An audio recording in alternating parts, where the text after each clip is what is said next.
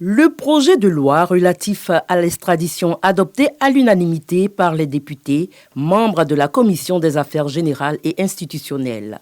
Ce texte, présenté par le garde des Sceaux, ministre de la Justice et des Droits de l'Homme, prévoit des réformes, notamment doter l'État de Côte d'Ivoire d'un dispositif juridique relatif à l'extradition qui lui sera propre. L'extradition est une procédure par laquelle un État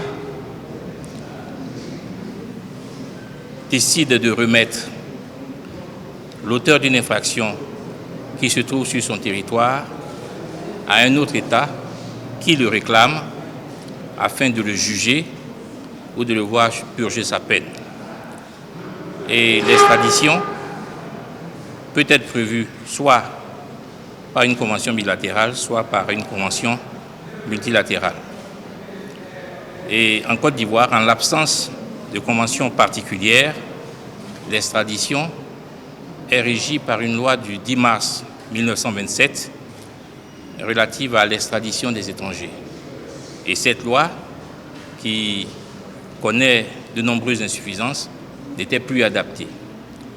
Et le projet de loi que le président de la République a bien voulu soumettre aux honorables députés vise donc à pallier ces insuffisances en prenant en compte la législation pénale ivoirienne et surtout en prenant en compte les différentes conventions internationales auxquelles la Côte d'Ivoire a souscrit, notamment en matière de protection des droits de l'homme.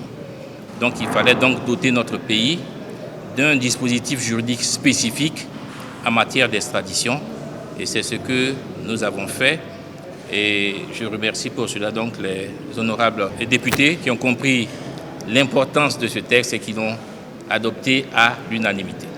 Ce projet de loi comporte 46 articles répartis en 6 chapitres. Entre autres, l'article 34 stipule que la remise d'une personne arrêtée provisoirement suivant la procédure simplifiée d'extradition à la présente sous-section ne peut être demandée que par les États qui, sur leur territoire, accordent la même faculté au gouvernement ivoirien.